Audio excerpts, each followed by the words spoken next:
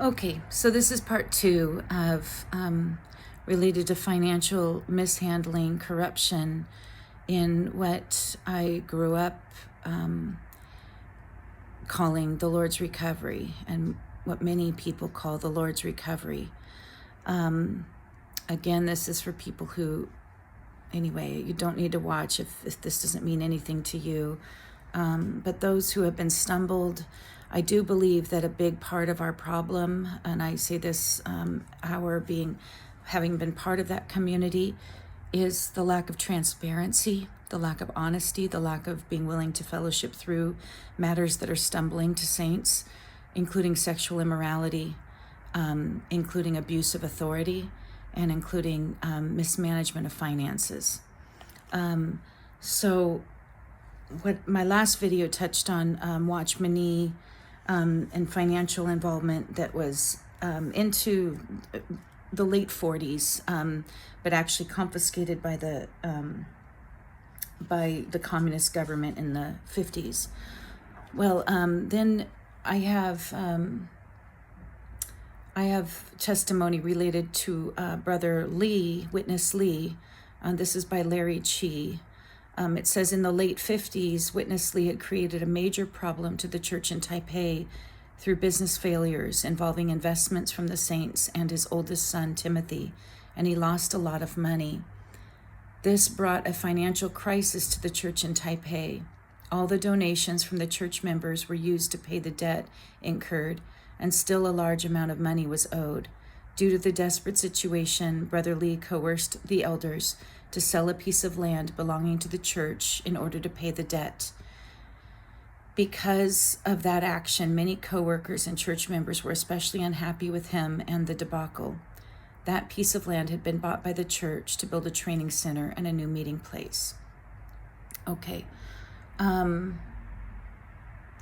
It says the businesses that Brother Lee became involved in was in part to benefit his oldest son, Timothy, but the businesses failed and the saints lost money from their investments. None of Brother Lee's business matters have been publicly accounted for that brought damage to the churches of God and to the saints. There were other matters in places such as the Philippines, Malaysia, and Hong Kong that disappointed the saints and elders and led to crises and division. Okay, and it goes on.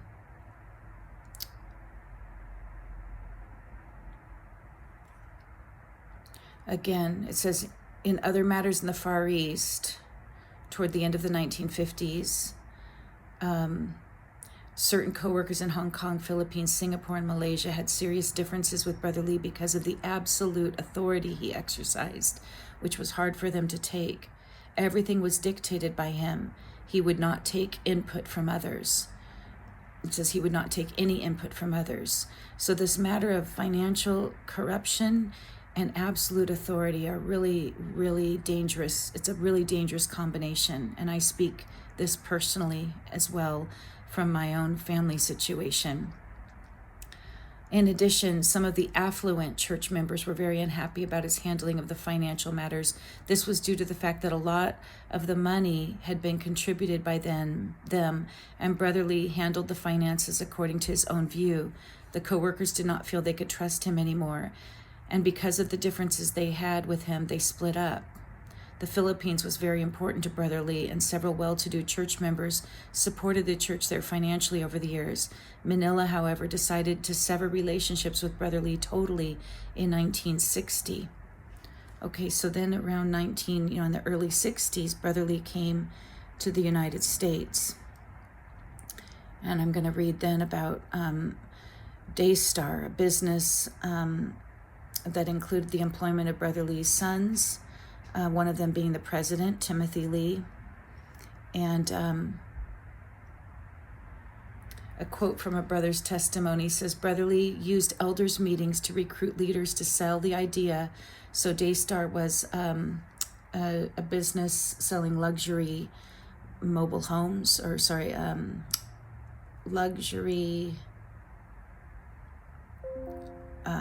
mobile homes. Sorry, I want to get the exact word.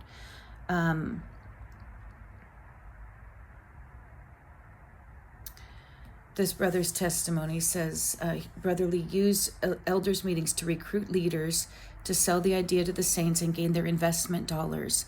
The saints were called together in groups after meetings in Southern California and were assured that investing in Daystar would be a godly investment to help fund the building of meeting halls and so forth for the Lord's recovery.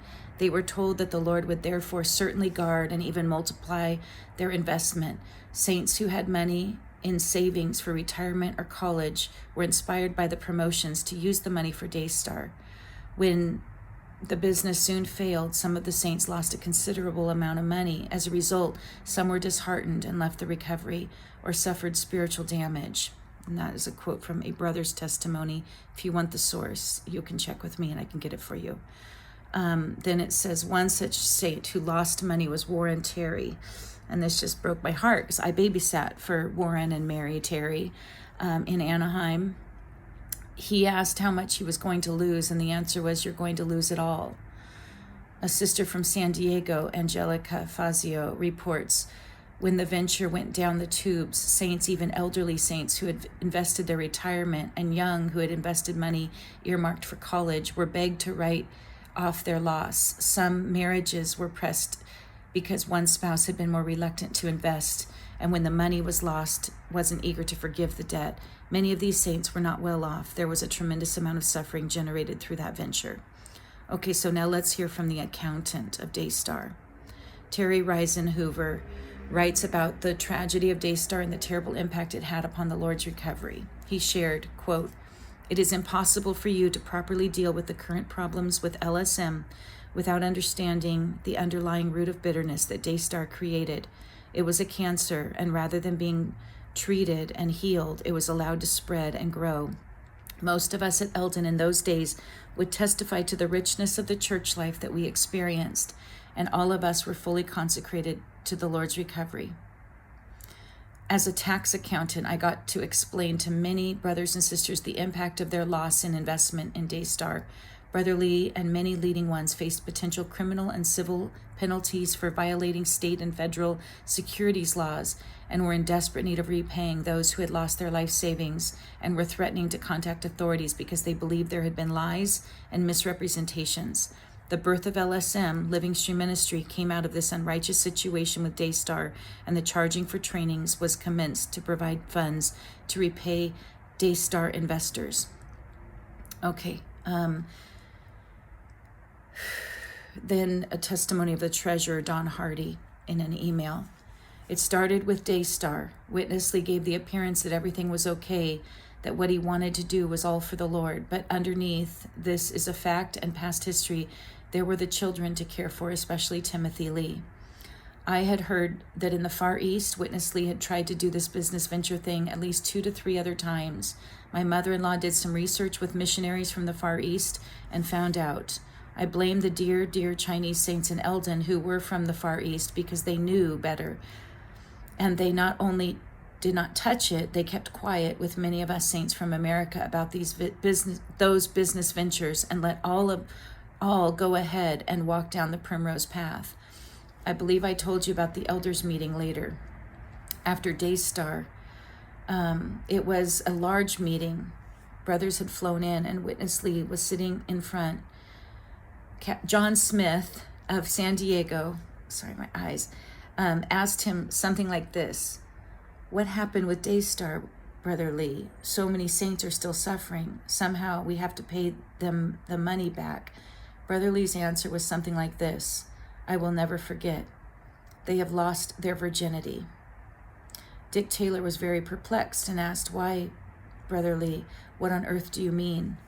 And he answered, "Well, brothers, when the saints first came into Eldon Hall in the early days, they were all somewhat pure virgins, holy for the Lord, seeking the Lord, wanting only the Lord. But over Daystar, so many lost their virginity. They lost their first love. They got mixed." Dick or someone else said, "How did that happen, Brother Lee?"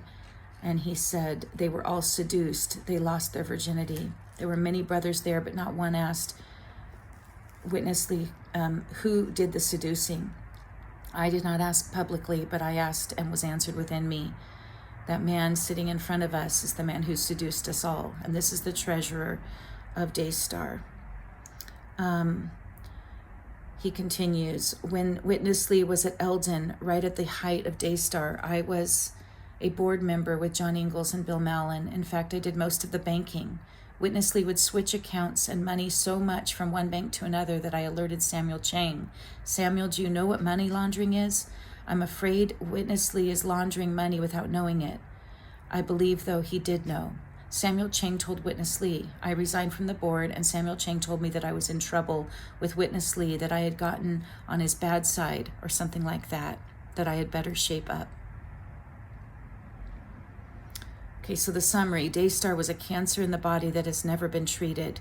It brought distrust, disillusionment, and discouragement into the recovery, as many saints never recovered from the ordeal, with some of them leaving the churches. Morale plummeted, and the spirit of migration that had prevailed in the 1970 to 73 period disappeared. Okay, but then that's around the time that the Living Stream ministry really took off. And brothers, it's a business. It's called a nonprofit. But also the fees required for the training started when Daystar was failing. Oh yeah, that's another part. It says the birth, okay, let's see. Indeed, as a way to pay off Daystar debt, fees called donations for trainings on the books of the Bible were implemented. The elders around Brother Lee in Anaheim objected to his charging a fee for trainings on the Word of God, but Brother Lee considered his financial objectives and did not follow the fellowship of the elders. To further alleviate Daystar debt, Brother Lee asked Max Rappaport, the secretary for Daystar, to suggest to the elders of churches to ask the saints to consider their investment in Daystar as a donation and not seek to be reimbursed. The elders followed the suggestion, and many saints were stumbled at this and left the churches. Those who posed a threat of going to legal authorities over state and federal laws that were violated in the Daystar business were paid back. So I just want us all to ask ourselves, there's a lot of money being charged in the full-time training. There's a lot of money being charged of all the saints who want to hear the Word of God in the semi-annual trainings, both live and online. The books in the Living Stream ministry are very, very expensive for anyway, they're worth every penny as far as the riches go, the spiritual riches. But if saints are donating money, then there needs to be full transparency how that money is used. What are the salaries of the workers?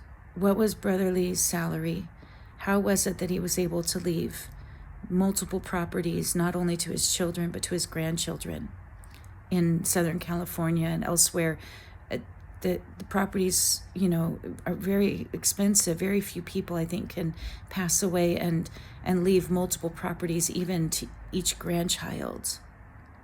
So coming from not being able to repay debt to the saints who invested in Daystar to help support the Lord's move, to have to just forego that, but to never be repaid, and yet a person then starts a business in the name of a publishing company, which I'm all for publishing and for books, but not for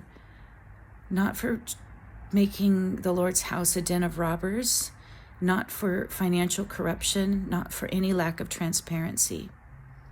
And this stumbles the saints. And a love of money is a root of all evil. And there's a lot of evil with the love of money at its root. So I hope this is received okay. And I partly mentioned these things, and maybe I'll go into it further. Right now I am in a legal process with my husband, who's a leading one in this church.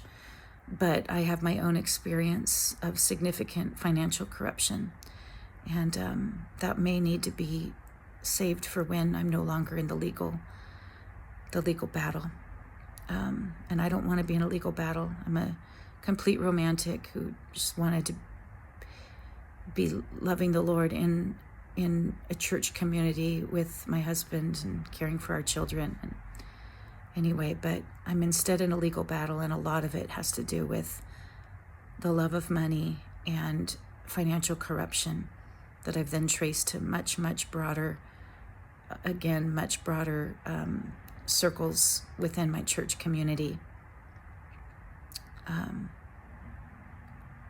Yeah, I'll stop there. But thank you for listening. And I do believe if we are proper and right with unrighteous mammon, and it really is something that is consecrated to the Lord, and we have all things in common, we care for one another, then there's so much blessing.